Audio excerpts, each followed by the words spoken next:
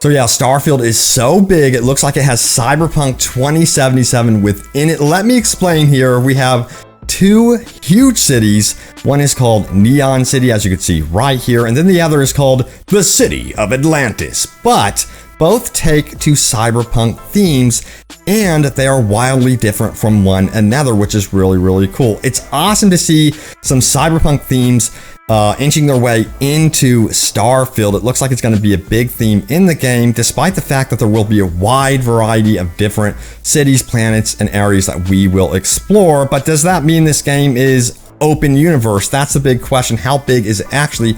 Well, we have some interesting details about that one straight from Bethesda that we'll be diving into today. And then we also have a bunch of other news also about Cyberpunk. But get this, we're going to be talking about, yes, Star Wars Battlefront 3. I thought it would fit nicely into this video since we're talking about, you know what, space games. So I think it makes a lot of sense. So first of all, let's start out with Starfield, because I know that's why you guys are here, so let's dive into that right now. First of all, starting with this right here, check it out. When can we possibly expect another big tease, about Starfield? Well, possibly at the Game Awards coming up here in December, because Starfield is under the most anticipated game list right here, alongside some very big heavy hitters, including Elden Ring, God of War Ragnarok, Horizon Forbidden West, and the sequel to The Legend of Zelda. I'm definitely hyped for Starfield. All those games look absolutely amazing, by the way. So yeah, it's impossible to vote in my opinion, but overall, I can't wait for the Starfield. I think it's going to be absolutely huge when it releases, considering it sounds like it's almost double the size of Skyrim. But anyway, let me know which one you guys are going to be voting for. But check out this headline right here.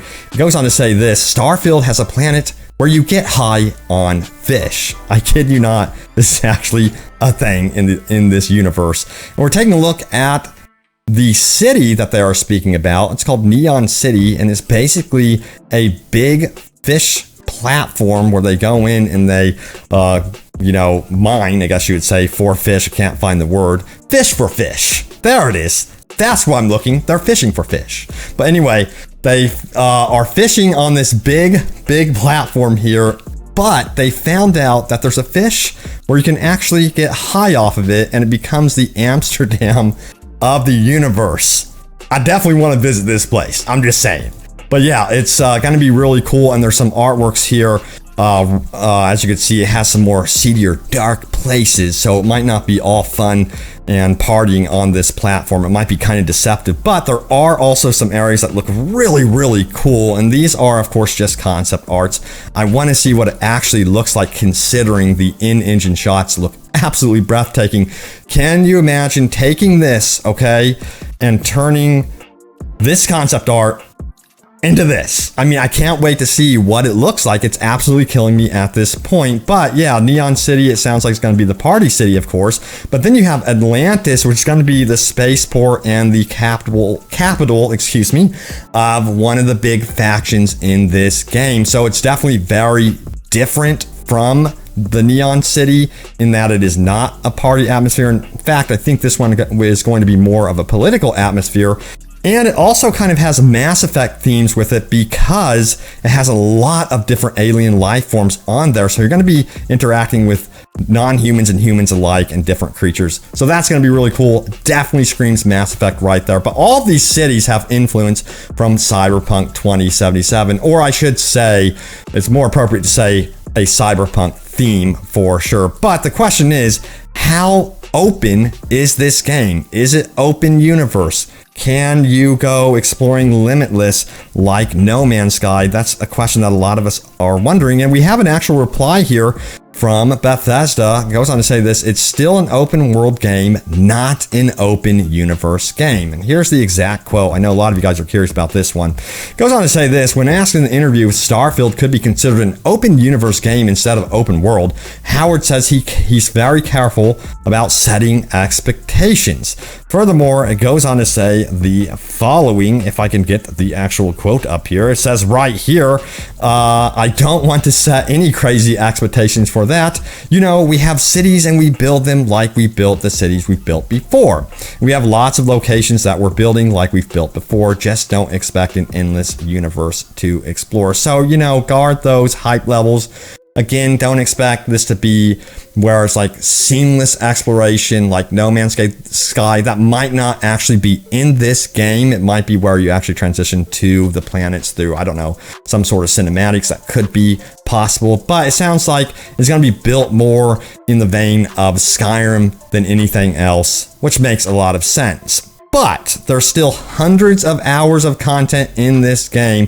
Todd Howard actually says this right here. He says, it's very big, yeah, people are still playing Skyrim, and we have learned from that. Starfield has got more hooks in it for that we added later to a game like Skyrim, while still making sure that somebody who just wants to play it and go through the main quest and win, or feel they've accomplished something large, is doable. So that's good news. You know, sometimes these open world games, in my opinion, can feel absolutely overwhelming, too big for their own good, and it's good to know that there's going to be a path that you can take if you want to ignore all the excess stuff and actually finish the story in a finite manner, have a start, middle, and conclusion. So that's really cool. Now, someone noticed some really cool concept art, by the way. Check it out right here. It says, cool concept art from the Starfield suite I haven't seen posted yet. Let's get this bigger right here. It looks absolutely beautiful, and you can see the wide variety on offer in this game compared to what we have been seeing from the Neon City and the more urban environments. There's more like alien, weird looking places that we will definitely be going to in Starfield beyond just these two cities, of course, that I'm talking about today. But I wanted to mention these cities because, in my opinion, it's so cool to see influence from the Cyberpunk universe, which, as you guys know, I absolutely love. Now, let's keep going. We're going to talk about some other, I guess, Starfield-ish type news. I know a lot of you guys also probably love Star Wars. Get this. It's probably going to actually piss you off. Check this out right here. This comes from Tom Henderson. Let me see if I can get this centered. He's a leaker. He says Battlefront 3 was a pitch title from DICE, but ultimately the title was shot down by EA due to licensing costs. It got turned down because it takes 20% more sales to make the same money, said one past developer. Unbelievable. That really, really hurts. I used to cover the hell out of Star Wars Battlefront 2.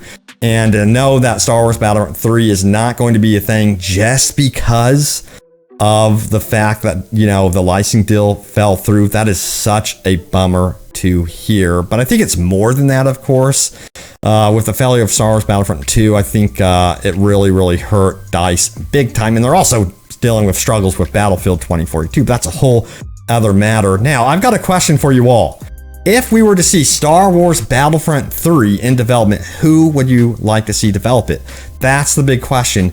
And maybe we'll see that in 10 years, maybe 15 years. Who knows? But this is really interesting. Tom Henderson says this, although it currently seems that DICE is not working on Battlefront 3 and instead another Battlefield, there are currently 2 Star Wars titles in development under EA, but it appears that those titles are more story-driven single player instead of multiplayer. You know what? I love the sound of that. Jedi Fallen Order, I love that game. Go after the single player stuff. It makes sense. This multiplayer stuff can end up being a mess. But yeah, also some single player games can also have their problems as well. But anyway, it's really interesting. Tom Henderson continues saying, since several key developers that work on Battlefront series have since left the DICE studio in the past year, including the likes of Battlefront 2 creative director Dennis Brandville, core gameplay designer Christian Johansson, and lead hero designer Guymir, I'm sorry, I forget how to pronounce his name. Anyway, it says it would indicate a Battlefront 3 is very unlikely. So yeah, don't hold your breath. Battlefront 3 is not happening anytime soon at all. There's like a cool mod for the old Star Wars Battlefront 2 games that's kind of like Battlefront 3, but I know a lot of us are graphics whores and we want those graphics. So yeah, don't hold your breath. It's such a shame that that's going on. But anyway, we have some other interesting Cyberpunk themed news.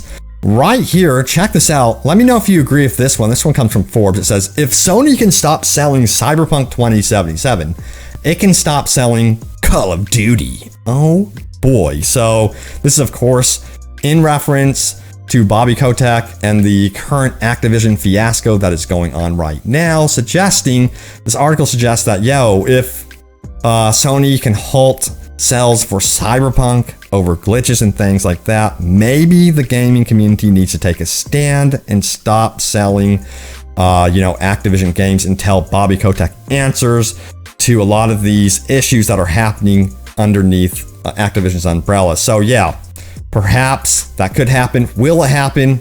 Most likely not at all. And I don't know, there's a lot of people that have actually purchased Call of Duty. It's a working game, Vanguard is, and you have to also remember there's developers that are on that title that wouldn't get paid. So because of Bobby Kotick, they're supposed to sacrifice their well-being. So it's definitely an interesting discussion for sure. I get where this article is coming from, of course. Don't get me wrong, Bobby Kotick definitely needs to answer about the major issues going on at Activision and, in my opinion, step down. He's also taking way too big of bonuses every single year. That type of money can trickle down to your developers. Absolutely absurd what he's doing in that regard. All right.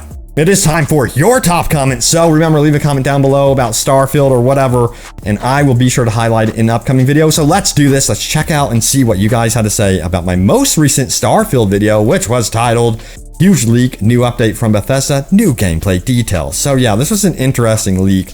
Lots of cool stuff in here, but let's scroll on down and see what you guys had to say. We have Mikkel, who says, randomization and customization are two things I think that can make a game amazing. It gives you a feeling of having lots of options and not finding the exact same things again and again. I hope the weapon and equipment systems have a lot of that, and I hope the settlement and mercantile system has different price differences, based on supply and demand instead of the same price everywhere. That's just boring gameplay, stories, graphics. I love this idea, by the way, because then you can kind of go in there and break down the system yourself and kind of not abuse it, but exploit it to figure out how to sell your stuff at a profit. I love when games do this. I know that like Fable 2 did that, but games do that, and it's really cool to find out more about those systems as you dig into a game. Now we have Scary Stories at 2 a.m. who says the following: each planet is bigger than Skyrim's map. Okay.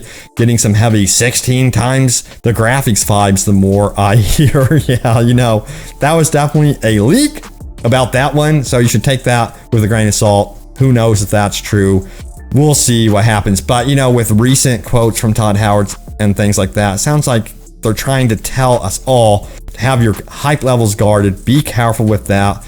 And it seems like the game is going to be bigger than Skyrim, but honestly, expect the same stuff like we have seen in Skyrim in terms of size and scope. Now we have LS, who says this: it's honestly realistic that planets are bigger than the map of Skyrim, because just like in really most planets, surface is empty. You can land on Earth, and if you land in the Sahara Desert or Siberia, it will seem pretty boring too, despite being on a heavily populated planet. I get exactly where you're coming from, but I hope that we don't just get tons of open space. That'd be a problem. Shmiron says this all sounds like it belongs in the too good to be true file. I'm not really going to believe all the No Man's Sky elite stuff until I see it. Absolutely. Redacted says, I've been loving these leaks over the past couple days. I think they were intentional. Could it be possible? What a conspiracy theory. Clockwork Corvus YouTube says, I'm cautiously optimistic for this game. Let's hope it delivers. Lit says the following: I must say the face reveal adds to the entertainment. Okay, awesome. I appreciate that. That's awesome. I was wondering what you guys thought about that. Admortem says this: I like how it's somehow a little bit realistic. I know patched conics and 2 body physics would be a little too much to ask for in a mainstream game, but this game actually lets us orbit stuff. That would be pretty neat. No details about flight or anything like that. That's what I'm really curious about right now. Is it going to be like No Man's Sky? Is it going to be like Star Citizen? How are they going to do this? They have not said at all. They've been really mum about all these details. So 2022, I think, is going to be the big year for Starfield to really reveal itself to us all. But there it is, the latest happenings around Starfield. We talked about Cyberpunk in this video. We also talked about Star Wars Battlefront 3, which is never gonna happen. But anyway, thank you all so much for watching. Stay tuned for more Starfield news and updates. And yes, open world gaming goodness, and I will see you all next time. Take care.